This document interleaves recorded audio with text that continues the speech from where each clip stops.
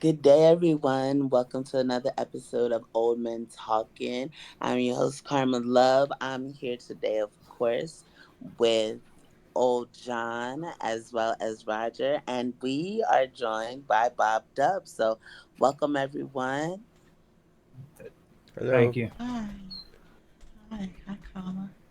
Alrighty. So, today, what is the topic, guys? What specifically are we going to focus on?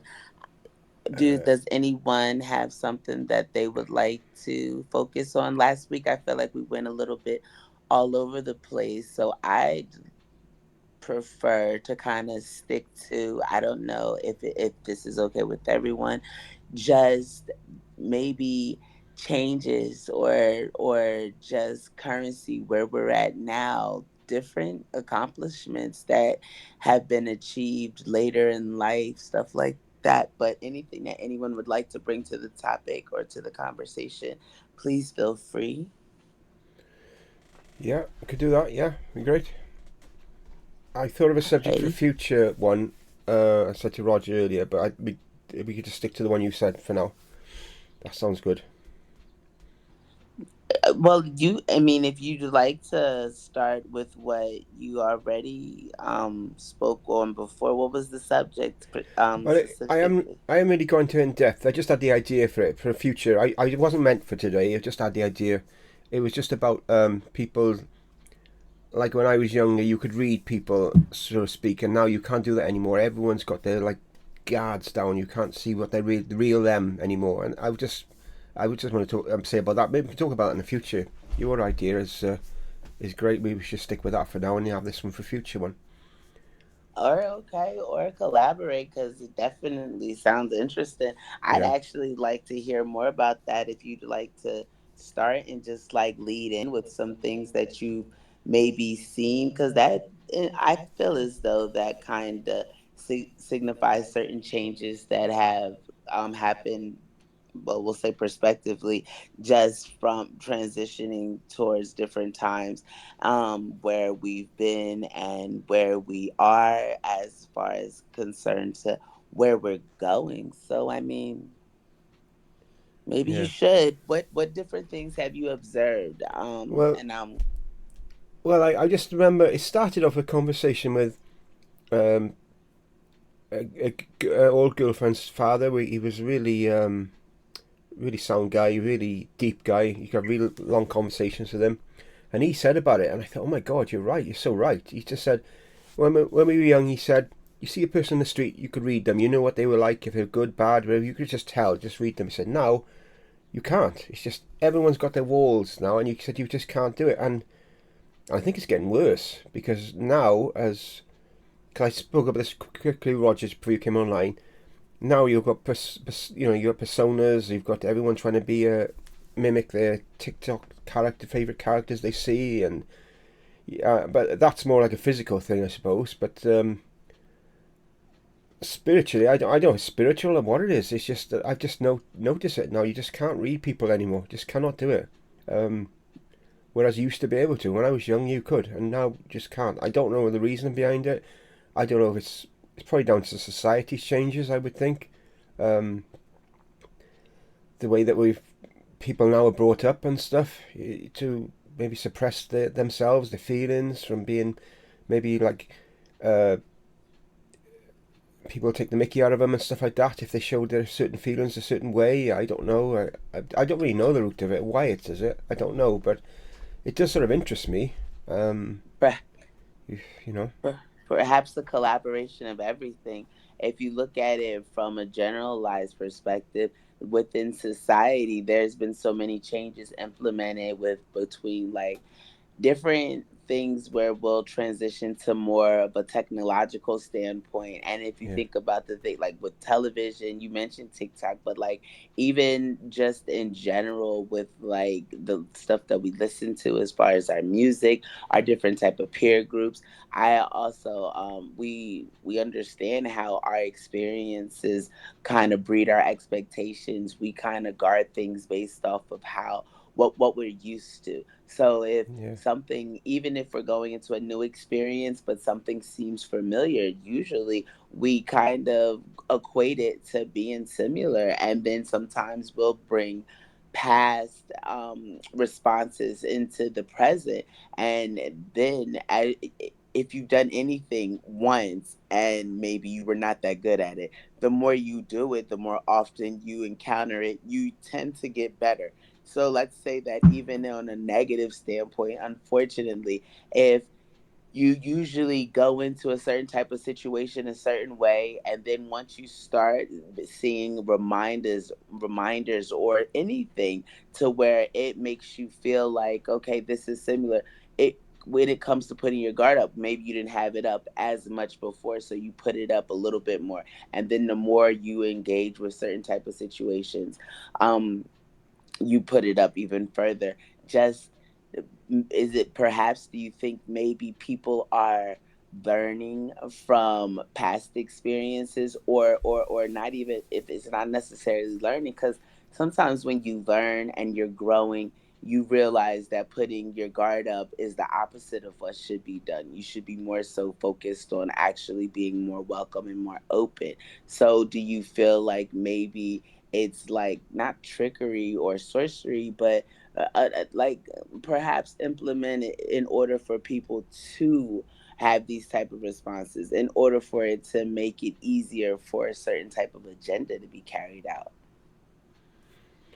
Well, I'm not sure. I was just thinking about my own experiences. It just sort of come back to me. When I was young, I was engaged to a girl, and she two-timed me 2 weeks later after we got engaged, Hmm. and so it obviously really hurt, as you'd imagine. And I know that since from that day onwards, I've sort of suppressed emotions from that, you know. So that's sort of me then, sort of putting a guard up, I would say, in a certain situation, in that situation, like with loved ones and stuff, because I still don't really show my emotions now that much after all this time. This was like, oh my god, 33 years ago this happened, but it's still like it affects me now. If you know what I mean, I'm still not. I should be more open, yes, but you can't when you've been hurt. You just the right thing How to do is long were you face it. guys to Yeah, How long were you together before you got engaged? about a year. I was in. And prior to that, you had no knowledge of her doing this type of any type of No, she activity, and didn't do what? it before. It happened after we got engaged. Yeah, so Oh, yeah, my best mate as well made it worse. wait, So what? Are you kidding me? no, that's my best mate. So I'm still friends with him now. Funny enough, we got over it because it wasn't. We got it over past that, Friends over 40 What years. about the girl? Are you associated with her? No, well, I'm friends with her on Facebook now, but not. We don't speak or anything like that. I know, you know what I mean. We were both very young, I put down to past mistakes. Both of us, we were very young and stuff. But I didn't realize till now just as much. Because my partner says to me, "You don't show your emotions enough," and I just think, and I just never thought anything of it. And I just thinking, my God, this is probably why, when I'm looking back on it, from this one incident, 30 odd years ago, and yet it sort of builds the person that you are today. Maybe in a bad way or maybe in a good way. Sometimes, who knows? But Do you it's just that's feel just as me. though they explained to you? Say again. I was just going to ask, do you feel as though if she explained to you what happened or her mindset or just how things were, like, do you feel as though that might offer some type of closure or clear Uh, understanding? I don't know, we actually went back together after it, but it just wasn't right. A few months later, we split up. Um, I can't really remember now. It's so long ago. Yeah. No, I'm over it all now. You know what I mean? I'm not. It don't hurt. Doesn't hurt me anymore. Anything like that. The reason I mention it is just it's because it's affected the way maybe that I've gone from that moment on. It doesn't hurt me anymore. It doesn't like bother me anymore and stuff. In that sense. But just maybe it affected the way I am now. So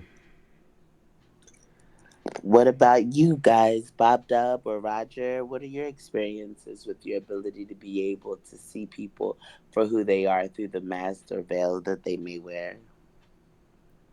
I was wondering, as you guys were talking, and I think that part of it is that you do lose your innocence as life goes along and you get hurt, is you realize that things aren't as good as you thought they were.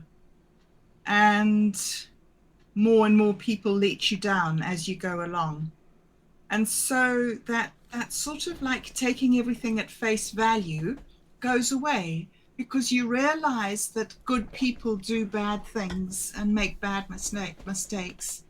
And so even though like your first impression of them is is one thing, your experience tells you that you can't necessarily trust that first impression to last because people do things that like you would never in a million years have thought that that person would do that thing. I don't know, maybe I'm saying it's self-doubt. Maybe I'm saying a bit of self-doubt creeps into what you thought was your skill and your ability to judge people. You realize, oh, yeah, maybe I'm not as good as I thought I was. I don't know. When it when it comes to me, like Bobdub mentioned innocence, and I think that's really something that a lot of people don't really think about either. Like, when did you lose your innocence? I mean, not too many people really reflect on their lives and think about that stuff. So, like for me, I remember when I used to live in a small town. It wasn't even a town. It's called Higley, Arizona, and I used to sit out on the back porch. And the cool thing about living in the desert is you could look out and see all the lights in the distance. And I was living in the desert, which would be country here, but and the only thing I wanted to do is I wanted to go where those lights were, you know what I mean, and be a part of the city and freaking see all this new stuff. And when I finally got that, I realized, man, I lost something by doing that. Because Mm-hmm. when I was living out there in the desert, man, I was innocent, you know. That's where my innocence was, and I really feel that's when I lost it because I was introduced to a new world that taught me that, like you guys said, bad things happen, um, and not only do other people do it, but I do it myself, and that's when it's really something that kicks in, and like especially with relationships. Like I couldn't tell you. Well, I could, but it would take forever to go through all the bad relationships I've been in. So um, but I can relate to all that. So that's all I got on that part. So that's it. I also think that is a part of it is that our parents and our parents' parents and forever that we can think of that there was one relationship. They got together then they were 16 and that was it until they died. Those guys, it wasn't like us. We've been in this relationship and then it's ended, and this relationship and then it's ended, and this relationship and then it's ended. They had like 50 solid years, one relationship. And so there was no complications. There was, with us, we've been in and out and in and out and we're the first generation that did it. We're the divorced generation. And I wonder if part of the sort of societal collapse that we're seeing is being part of this, that allowing divorce, allowing broken relationships. It's funny because I just recently saw something that was talking about, and it was more fixated from like a standpoint of like the melanin community of the idealistic or the idealism and the glorification of baby moms and baby dads, and it was just talking about how such a negative connotation on relationships have been derived, and how we have to go back to having values and having morals, because we're attempting to and I'm a very big advocate on having committed connections. That's why I really I don't stand for fake for too long. I can take people for as they present themselves, but being who I am and what I stand on within myself, it's only but so long I'll allow anything or anyone to deceive me and continue to get away with it, at least get comfortable with doing so. But when we're talking about having a genuine connection, and we're talking about there were, and I'm not going to mention names because I feel like that helps them more than it hurts them, but the people that they were speaking about, they were talking about how, well, it's okay, you just can find you someone to have a child with. The thing about it is, I was married prior to now I was married for a long time. I got married in 2012, and my divorce just finalized last year. So I was married for an increased amount of time, and in my relationship, I stood on staying committed. My vows were my vows for a reason. I took an oath to stand by that man. The problem was that that man did not take his vows as seriously as I took my vows. There were always room for tweaking, and we're not going to.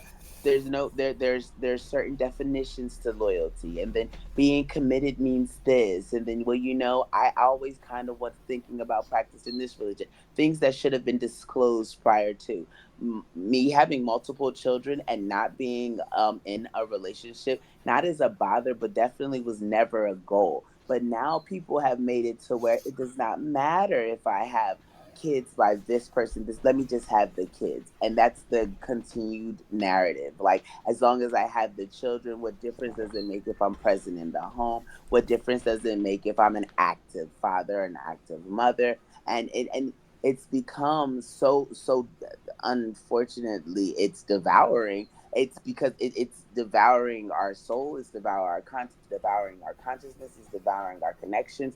It's having us to feel as though this type of situationship is okay. And then you'll have music that glorifies it, people of high stature glorifying it, and they'll make it seem as though, well, as long as, like we said, as long as the kids get here. And I mean, it's not any separation. Like the people that I was listening to speak the podcast was focusing, yes, more so on the melanin community because it's more dominant. But I don't like to have that separation as if, like, in the Caucasian community, it's such a higher standard and everyone's sticking together and being loyal to their spouse and staying in one relationship, because it's not like that anywhere right now. Right now, the dominant focus is having the kids, and we'll work on it. But the problem is, there is such a strain in single households. I recognize this within myself personally.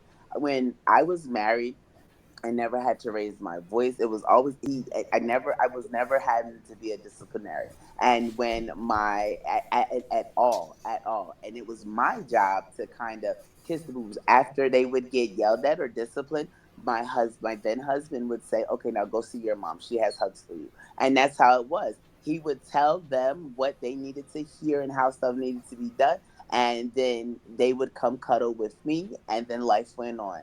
And it worked. It worked because I don't like to yell. I don't like to have to get upset. I get bothered, and what I notice is, especially in recent days, like what I connect to, those things that are usually easily angered and very mild tempered, that when I allow them too close to me, that kind of it seeps into what I do here and how I am. And I don't like to get short with my children. I mean, if you're short with your children, okay, that's something you fix. Do not project it on me and think as though I'd like to exhibit the same, because we operate more on a team function and we have to. But when I discipline my kids or yell at them on me, they're great. Thank God that they were raised the way they were and their foundation has been laid. And it's very difficult for outside forces to penetrate us.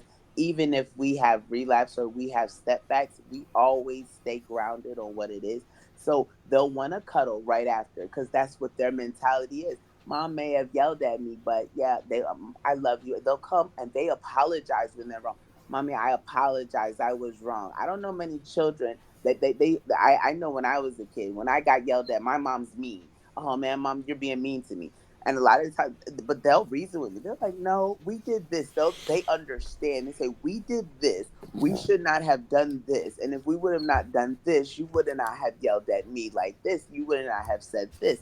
And for that, I am so grateful. But in the same reality, I still recognize how when if a guy is talking to me, they'll be like, yeah, you want to play basketball. They'll want to like welcome them into our peer group, welcome into our cipher, because I understand they miss that connection, they miss that having that male figure. But it's to the point now how we're talking about being unable to read people. I can still read people. I know when I'm being lied to, even if I continue with the lie to make someone feel like they're getting over on me. But my biggest thing is, why would I like my children to grow up around someone who feels as though lying to get over on people is acceptable? Why would I rather them have their mom be like, once that's the foundation of any type of connection, there's no connection. You're already giving way to falter. You're already giving way to weakness.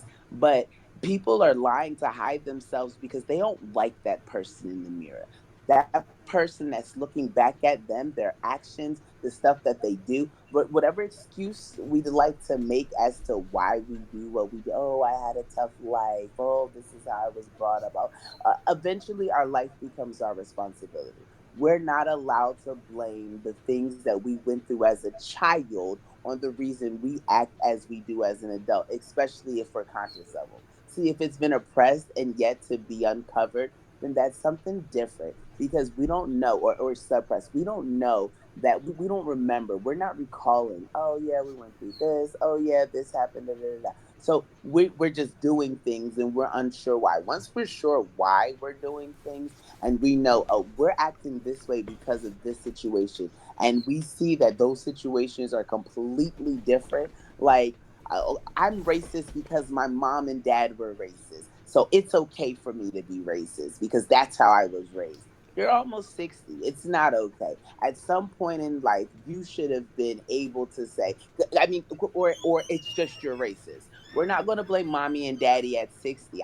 At my age, I'm not blaming, in 30s, I'm not blaming my mom and my dad for the way I respond to things. That's not even fair, because it's now my choice to be a certain type of way. I'm the adult now. I'm the adult raising racist kids. I'm the adult raising people with racist perspectives. Or I'm the adult raising kids that feel like my kids know the value of marriage. When I say that despite me being a single mom, I always emphasize the importance of the partnership, because that is why we have to have a balance. If it was not necessary to be balanced, then test tube babies would be taking over the world, and they are, to the extent to where people are doing like IVs, but it's not natural. It's an unnatural occurrence to a natural, beautiful process. We're eliminating the connection strategically through different technological methods. Like I said, oh, I've always wanted a baby, so I implanted this baby in some random person, or this random.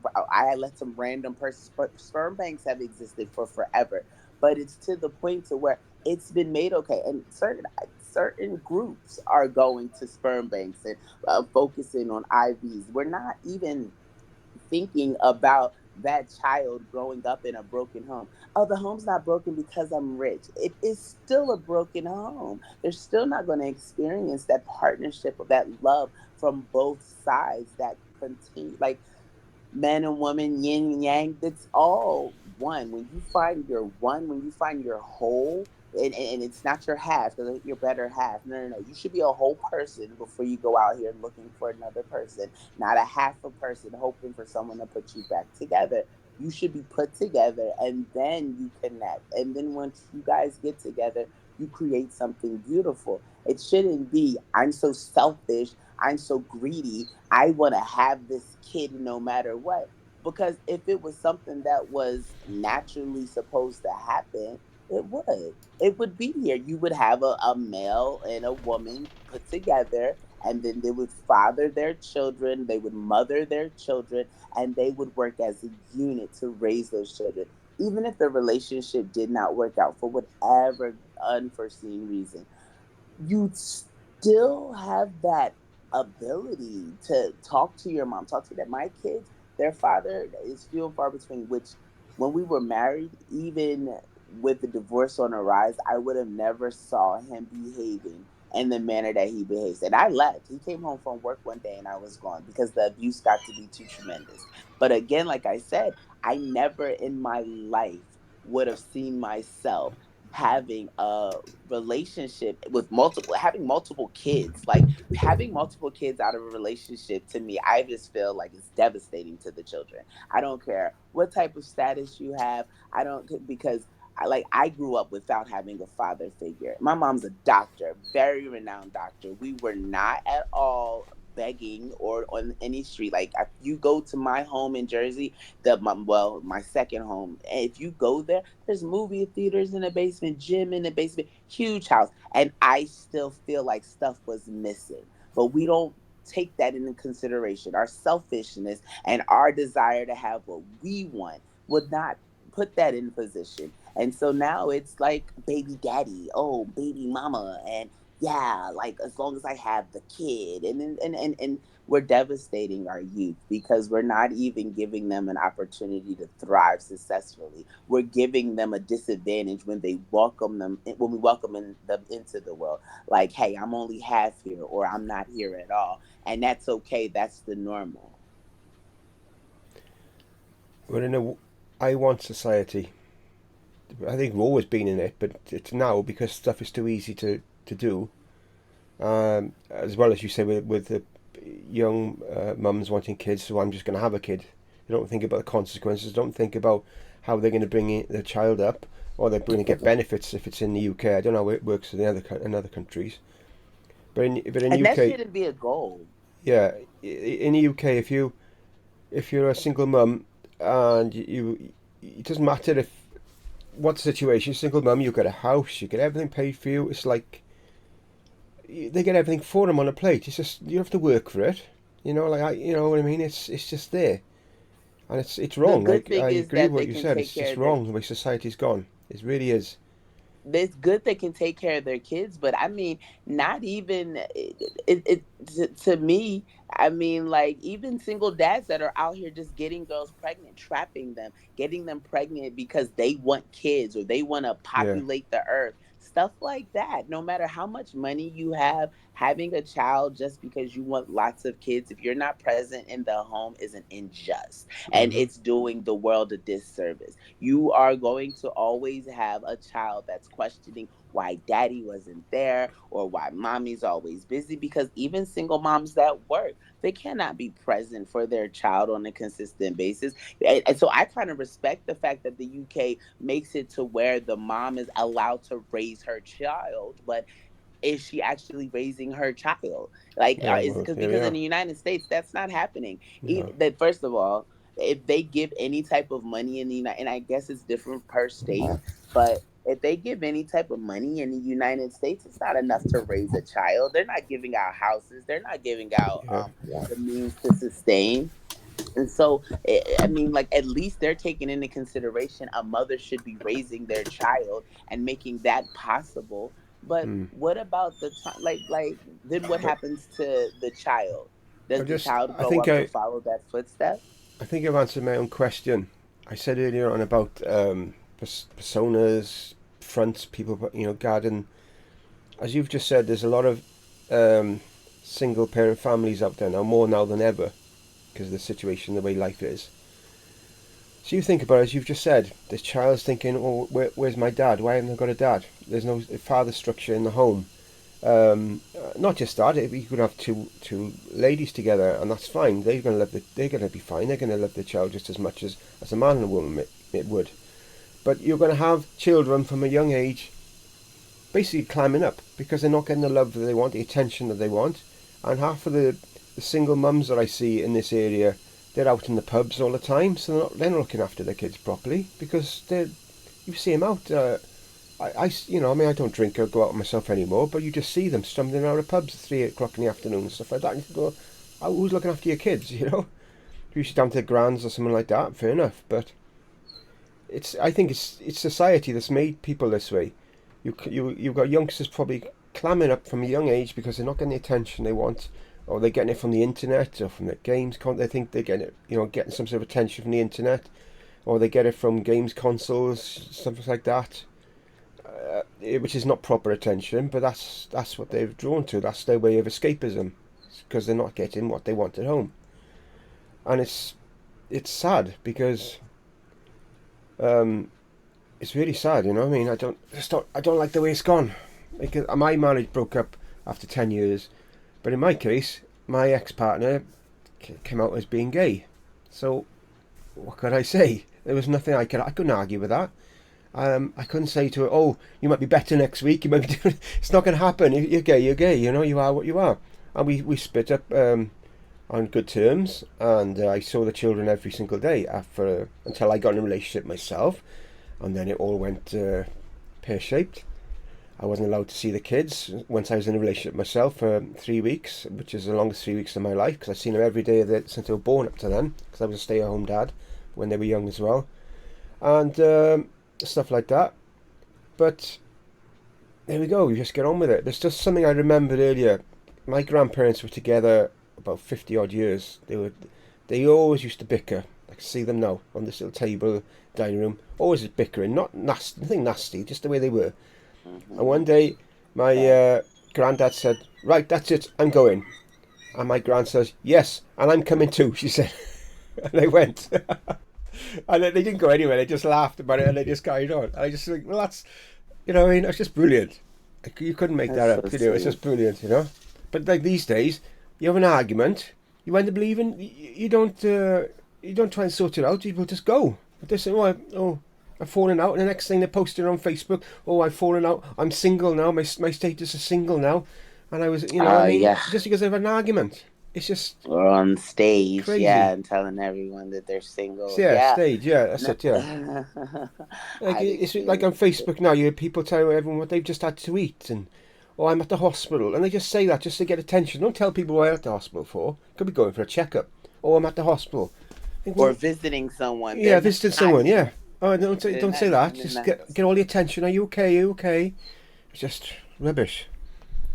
Makes my But blood boil. it a I lot to turn do into an old most man. likely with lack of attention, because again, maybe we something to look at, are they were they born in single parent homes? And not to say single parent homes are the only homes that are causing disturbance, because like you were saying, well, a lot you'll see like some of the women that they'll Yeah, be out and they'll be doing stuff other than raising their kids. But yeah, shout out to the single moms that grind. They'll be yeah, working 12, 15-hour shifts, nurses and CNAs, and they still not raising their kids though. So it's the same effect if a mom is, you know what I mean, working all day long every single day and not even in the home with the children.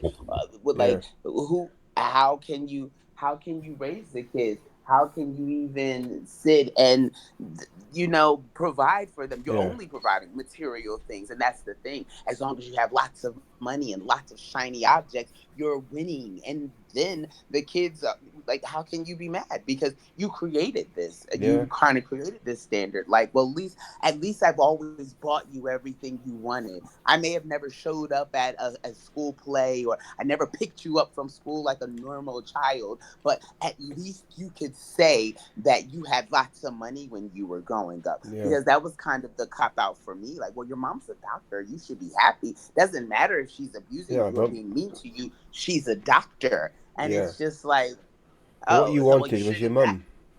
Really, Yeah, wasn't it's it? your You mom. wanted your So mum to be around. it's your mom. I know it's difficult because you've got to have a roof over your head, haven't you?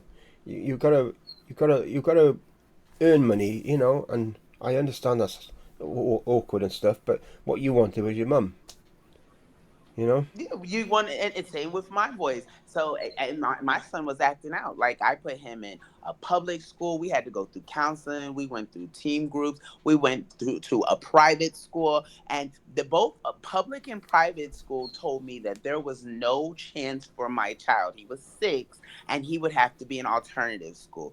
We even explored the idea of alternative school. We went to this alternative school, and there were police everywhere, and they're sitting there Mm-hmm. with their guns. God. He's 6 now, and they're saying this is my child's only option for him to have a successful future. And so I'm being the type of person I am, sacrificed everything at that time. I mean, I was getting money because I was doing so much overtime. I actually, the PlayStation they have came because I worked in 1 week by my well, for one check it was like 125 hours of overtime at my full-time job. And so it's like, oh, here you go, here's a Best Buy gift certificate. And so I was able to get like, I got like $500 of Best Buy because I was the only person all day, all day, all night. I mean, like, it was all day, all night. But I had no way in my mind comfort with putting my child in a school where he's surrounded by police. They had no Yeah. playground. All they had was a basketball. It was literally, and we call it to this day, the jail school, because there's a basketball hoop inside of a fence, and that was his option. And they had given up on my child. They said, we don't want him here. But he told them, he's like, I don't want you people to teach me. I want my mom to teach me. We're doing a roundtable. We had social workers. We had the people that representatives from the board. We had like, it was like the principal, the counselors, the guidance counselors, and then the in school police that was there for that school, at the public school. And this happened twice. Like I said, I took them to public school. Then we had the transition to private school, and they both told me that the only place was New Beginnings that would be okay for him. And so Yeah. I had to sacrifice. I had to sacrifice what I was doing for the well-being of my children, which most people won't do. I got to get my money, and that's the emphasis, and that's what we'll focus on. And as long as I'm getting my money, my kids' well-being and them crying out for me does not matter, because I have to get this money. And then the kids grow up with the I'm going to have to get this money mentality no matter what. Having a genuine connection with people and loving people and caring for people does not matter, because I have to get this money. And then next thing you know, people are getting robbed because I have to get this money. They didn't ever tell me, well, my well being didn't matter. Why should yours? When I was a kid, I didn't want the money. I wanted my mom. And she told me I had to get this money that I didn't want. I could care less about the new Jordans. I wanted to spend time with dad. He said, we got to get this money. He didn't tell me that I had to care about how you feel. He told me to get this money by any means. Mm. And then you get it to where people get it handed to them, and so you would think, oh well, they'll be okay. No, those are the worst. Now they're people that are super, super rich and probably have some type of control over situations and are manipulating people on a vast scale, to where their Yeah. businesses, their employees are scared, they're hungry, they're hiding because they're not allowed to take any breaks. They have to do stuff to manipulate the system just so they can have a few minutes for themselves, because their well-being isn't taken into consideration because their boss has to get this money. Like, how do we get rid of this? How do we even think for a minute that it's something that could be altered or changed for the better? Yeah. I'm not sure how it's going to change. Uh, Roger, Bob, have you anything to say about this? It's interesting. I was thinking about the what I was saying earlier, what Karma's saying about how many problems you have with your kids when you're split up, and what you were saying about your grandparents bickering. And I'm thinking, maybe that's our mistake. Maybe we had these big fights and we broke up. Maybe we should have learned to stay together and bicker with each other. And maybe somehow it's been our inability to communicate with each other, man and woman, and us splitting off into these single parent families, that's done this to our kids, and that's put them in such a weak position in society, where they have to face all these problems. And yeah, I don't know, it's really an interesting question that you've raised, John, about like why it is difficult to read people. I Yeah. mean, with this amount of sort of chaos in our personal relationships, it's not surprising it's hard enough to try and figure out what's going on in your own head without trying to figure out what's going on in somebody else's head, let alone another sort of 200 people that you sort of interact with all week long. But Maybe we need to withdraw a bit from society and go and live in the bush. and listen, you're saying it as a joke, but I was just about to say, shouldn't it be that we should be focused on ourselves? We're not though. We're focused on making a mark in this world and making a name for ourselves and people knowing who we are. We're not even developing ourselves in a healthy manner, and we're just projecting our dis-ease, which it is a disease, but dis-ease, EASE, all over to society, all over our children, even staying. I wish, like we talk about staying and bickering. Oh God, if he wasn't beating and like molesting, like I wish we could have stayed because I did everything to fight for my marriage. And Me too. sometimes it's not just, Yep. it's not, you know, and it's not just Sometimes you allow it, can't. because if we were just arguing, I could have stayed, even if he, even through infidelity, because it was never that stuff. It was not that. It was definitely my kids coming in my room and my entire face bloody, that, and then them asking me, what happened, mama, what What happened, and happened, you have mommy? to explain, and Or that daddy lie. did this, you know. Yeah. Yeah, well, and for a long time I would just, I'm okay, but then you become the monster because you're a liar. Like no Because matter you're what the you do. liar. Yeah. Yeah, yeah. And so Yep. you, and so I I think was the liar. I couldn't believe it. I couldn't believe that after all those years of me protecting my kids, that in fact what I'd been doing was lying. I was a liar mother. mm-hmm. Yeah. Yep, You think you're yep, doing the right thing.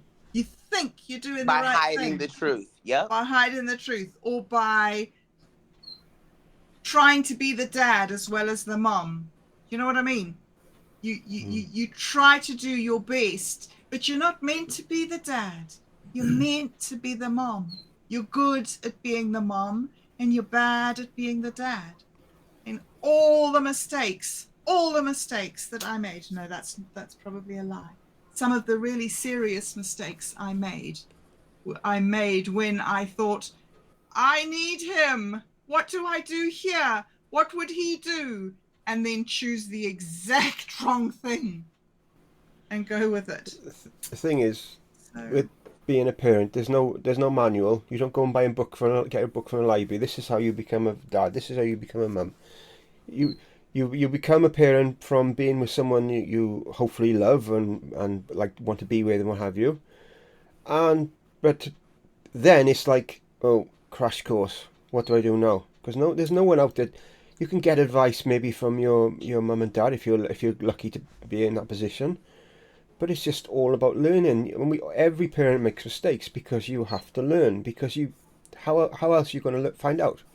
There's no other way. There's no like, can't put a TV show on at 12 o'clock every day. That's you've got to learn how to be a parent from this show. There's nothing. A parent, you've just got to learn, and it's hard. I'm still learning as a parent myself, and I probably always will. you know, doesn't make you a bad person because you make mistakes, because you were just trying to do your best. You were just doing what you thought was best. And as you said, if you were lying to your kids just to protect them, you were doing it because you thought it was best. And my ex, when I wasn't allowed to see my kids, it wasn't. She told them that I didn't want to see them, and I wasn't that at all. I wasn't allowed to see them, but she told them that I didn't want to see them. Years later, they're grown up. They know the truth now. They know exactly what she's like now and what's happened now. But back then, I was the bad one. I was the one, because I didn't want to see him, and that's what they believed. So there we go. it's terrible. It's absolutely terrible, terrible, terrible thing. And there's millions of us Yeah. who are in it. We believed the scientists. We believed the psychologists. We followed their advice. We did these things. And we thought that I'm not saying that it's okay to stay in an abusive relationship. No, shouldn't. No. I'm not definitely saying that it's unfaithful. It's good to stay with an unfaithful person. I'm not trying to say you stay no matter what. Yeah. I'm just trying to say that those things that drove us away from our relationships have to be fixed so that we're not breaking up, that we're staying together and bickering Mm. and learning to love each other and laugh with each other and bicker anyway. You know, Yeah. good natured toing and froing between people who've just been together. You're changed, you mature, I you think grow wisdom when you're with one person. I When think you're with yeah, going back to like I said about my grandparents were together 50 odd years, but my gran was actually married before and divorced because my father's real father was, I don't know the full story because obviously I was never told because I was too young, but he was extremely abusive. He had mental health problems. I don't know the full story, but she divorced him, and this would have been like in the 1940s, which would have been a huge. You just didn't do it back then, you know. oh, And yet then she met someone. She was together with the rest of her life until he passed away. So sometimes it's just about you just find the right person, isn't it? You know, because we're not experts. Because as you say, we can't read people. You know, it's hard to read people. I can't read people. As soon as I speak to them, then I can start to read them. Then I can say, hang on. But skilled people, they can block themselves to a high degree. They get you hooked in them in a relationship, and then bang, it turns out then to be abusive or ever after, and you don't know that before mm-hmm. you just don't Yeah, know, do you? Because no, again, yeah, it's all a learning curve, isn't it? There's no manual out there to tell you avoid this person. He's got these, things. He might do this. He might. Who's to tell you that? You have to learn it, don't you? You know. When I hear you guys talking, the one thing that really sticks out to me is the word intimacy.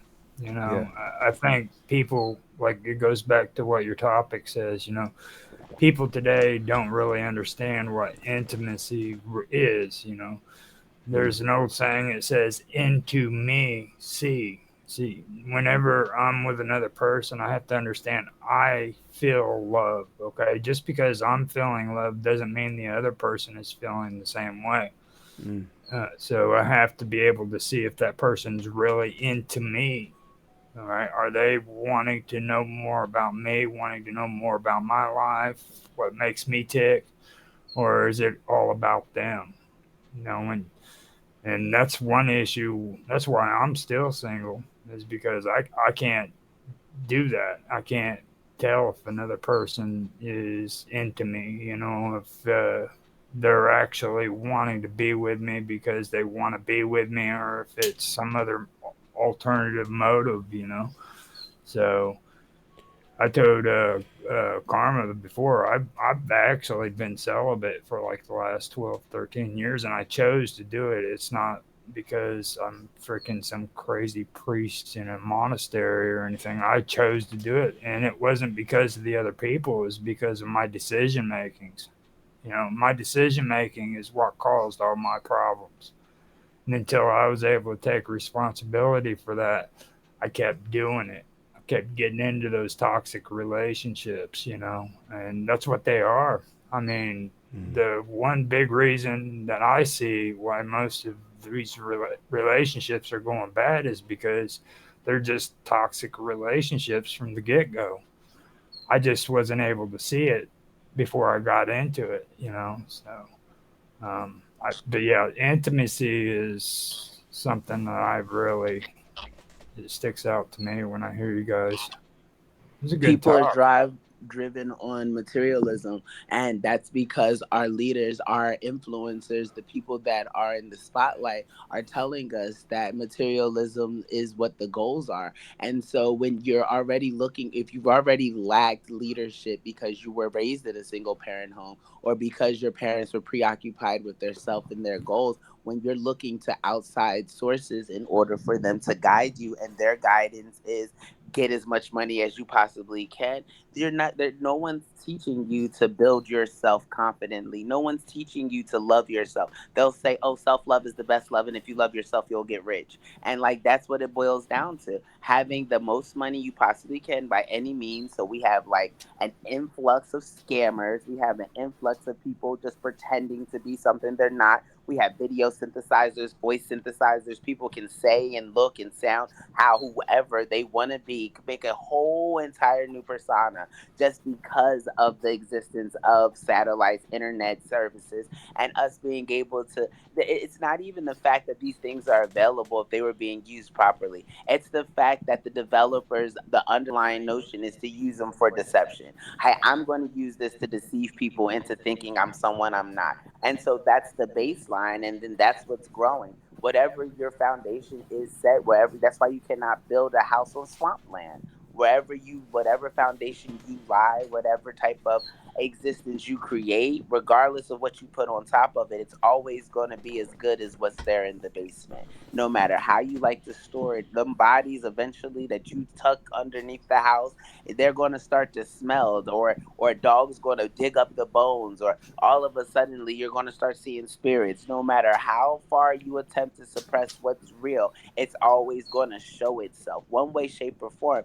And it gets worse when you keep attempting to bury it. Like, oh no, that's not a body you see, so you keep like pushing it down under the ground. No, no, no, no, no. I didn't have any dead bodies. And you're like, as you're with the shovel, just steady burying it in front of the person, like, but why are you digging a hole deeper? No, no, no, no. I'm not digging a hole. I'm just gardening. Okay, so what is that skeleton that you have, right? The skeleton? No, are you crazy? This is fertilizer. And they'll just sit in your face and constantly lie and manipulate you. And then they'll have Yeah. babies, and the babies will do the same thing. And so it's like one of those things. Like my kids, I'm very transparent with them. That's what I learned.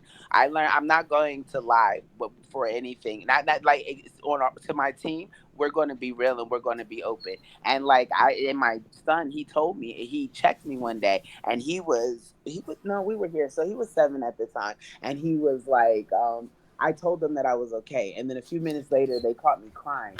And he says, "Mommy, why are you crying if you're happy?" Because we asked each other, "How do you feel?" Like when we started a good day, and we asked each other, "How do you feel?" Because we actually care. Like my mom never asked me how I felt, because if I told her something was wrong, then it was her fault, and now we're attention back on her. You're not doing what you need to do, or even if it was just something that I was dealing with. So I never got. I was never really able to express openly how I felt, which was probably why I went to school for psychology. And I guard that so importantly for people to be able to express how they feel, especially towards me, with me, even if it's in confidentiality, even if it's just openly, just be real about. And that's why I'm very expressive. I refuse to be oppressed or have my emotions suppressed because of people feeling uncomfortable about it. Because if you're uncomfortable with my feelings, with who I am, then you're uncomfortable with me, then there's no reason for me to force myself on you, because this is who I am and I'm going to say how I feel.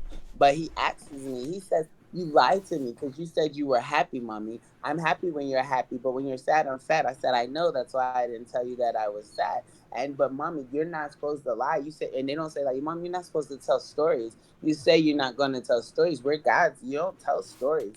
And I'm like, "You're right. And I told you a story and I apologize. I'll do better. But I don't like for you to feel anything that I'm going through." So it got to the mommy, you should just tell us we're a team because we can make it better together. I mean, for you to be 7 and you say this, and I have adults who are not even able to vocalize how they feel. I feel like I'm doing something right, because you know that energy travels and that how I feel is going to affect you, and that we should be open towards each other about how we're feeling, regardless of how the other person may feel about what we're saying, because if not, we're causing problems for each other.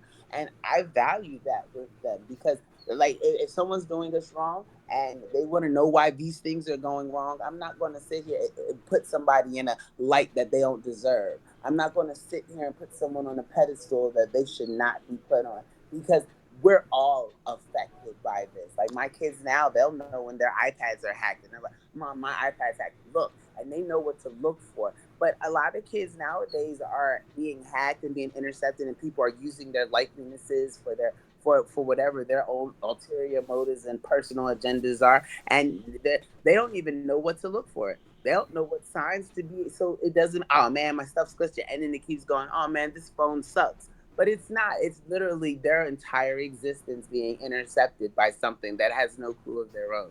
Because if it did, it would not look for others. It'd be too consumed and indulged in itself for it to even consider interfering with another's. But that's because they're scared of the inner work. The inner work means, hey, you know what? I might have made some mistakes, and wow, that was horrible what I did. I should not have treated that person like this.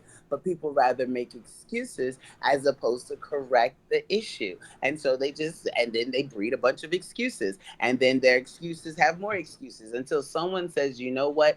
Enough is enough. We have to sit here and hold ourselves accountable for our actions. We have to sit here and actively value someone's life as much as we value our own, or at least start valuing our own so that we're able to value others. Because if you feel as though others are disposable, it only ultimately makes you the most disposable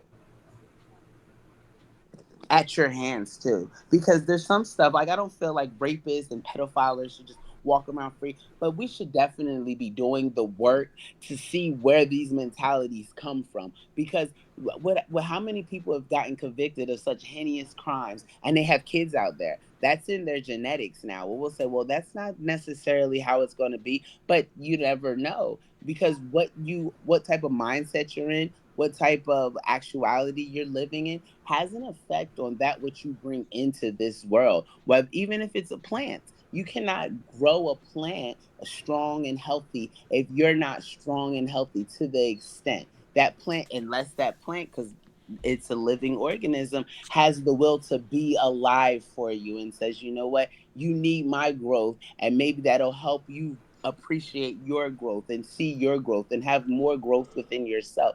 We don't even value plants enough to say that they would even have this type of consciousness, but they do. They have enough consciousness to sustain our life. There's no way for us to live without the presence of plants, without the presence of nature. But we like to believe that science is going to take care of it all for us, that we can do it without the source. But everything that we're developing has to be a product of the source. We have to get some type of mineral, some type of substance, some type of anything in order for us, whether it's the steel, whether no matter what it is, we're using stuff that comes naturally to create unnatural experiences and then wonder why it's not going the way it should go or how we plan it to go because we're not doing it right at the foundation.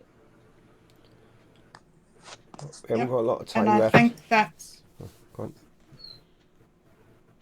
I think that's a big thing is that we have lost our way spiritually, our society, our community. We lost our way spiritually, and so we lost rectitudinous men. We lost men who lived and died for honor. And I was just making a video this morning where I said that if a man doesn't treat a woman right, then she behaves wrong because the woman behaves in response to the men around her in her community, like her father and her uncles and her brother. A girl coming into that environment shapes herself according to the honor of the men around her. And then she enters into this contractual, intimate relationship, and she changes her character to reflect her man's character. And if he is doing things wrong, then she is doing things wrong. And I just think that we need these honor societies to come back for men to know that. And I'm not talking about individuals. I'm not trying to reflect on actual individual men doing certain things.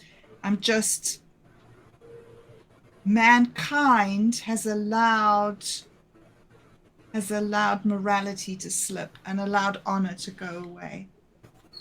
And it just, yeah, I just think religion is the way to bring it back, bring back that morality and that honor. And get the energies flowing correctly through the family unit. Anyway, fascinating conversation, guys. Fascinating idea, John. Why we can't read people. Yeah, that's very deep what you said there. That made, wow, it was like, oh, it was really interesting. As you said, religion could help. Yes, in some religions could, but then in other Some. perspectives, religion is the downfall of man as well, and depends on the on which one it is, I suppose, or and what have you, because they're all Yeah.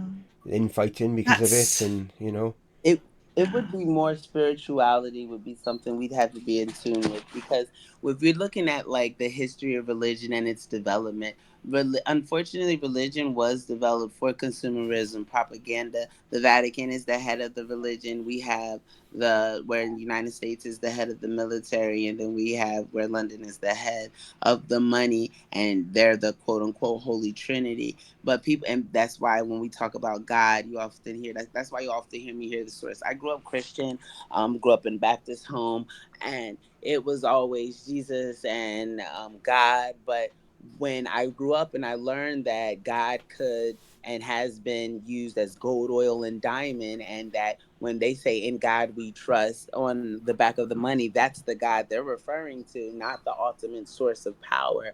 And it kind of makes it to where you feel like you've been manipulated and deceived, or you give into that and you say, oh, that's right, gold, oil, and diamond, or any variation of the sort is what's important. And so at that point it becomes to where that's what you focus on, that's what you believe in, that's where your energy is incorporated with, because in your mind you feel as though, hey, as long as it's this, or as long as I have this, then I'm in my rightful place in society. And we're so focused on fueling the corporation, i.e., making money, that we don't even take into consideration the things that we are losing, or we don't take into consideration the separation of actual emotions, of actual experience, of actual accountability, responsibility. We're just, because we're so focused and programmed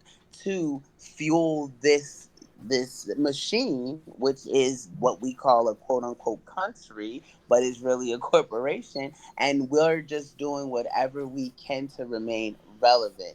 We don't care about living life, experiencing life, and being substantial. We just would like people to know who we are, even if that means killing someone, because you're going to be remembered. Oh, I remember that. People talk about murders all day long. People talk about the horrible things that happen every single day for on a consistent basis. We hear about wars. We hear we all you hear now in the news: war, war, war, kill, kill, kill.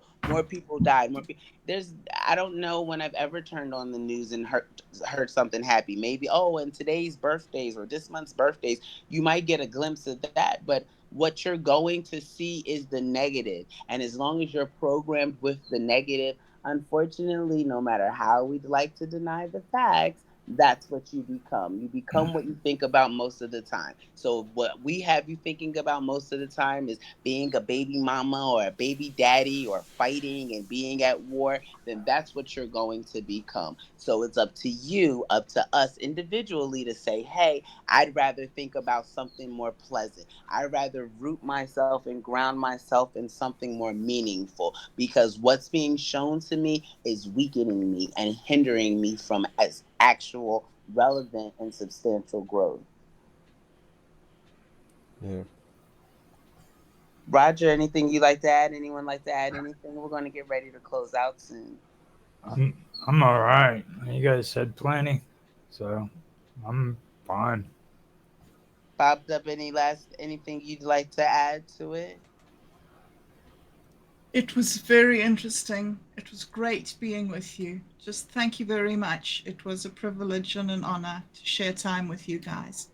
So I thanks. definitely do appreciate you all for joining us and being here. It was a great panel and successful, yes, again. And we were able to keep the time to a minimum. So hopefully this helps a little bit as well with the engagement and the understanding. I know that the longer we go, it kind of makes it where it's like, where am I following? What am I following? So that was great. John, any last words or anything? I love Bob's cat. I've been transfixed by him, she. I don't know what beautiful cat. I love the cat. No, I've enjoyed it. Yeah, it's been interesting. I especially enjoyed Bob's perspective of the. She said, from a woman, how you're affected by outside sources and the wrong way to behave, and that way. I was really impressed by that. But I have enjoyed the whole show. Yeah, it's been very interesting. Alrighty then. Yes, thank you guys so much for joining us. Thank you so much for your shared perspectives, and we look forward to more in the future. Hopefully, everyone has a wonderful day. And again, thank you guys for coming, and we'll see you soon. Okay, bye bye. All All right. right, good days, everyone. Bye bye.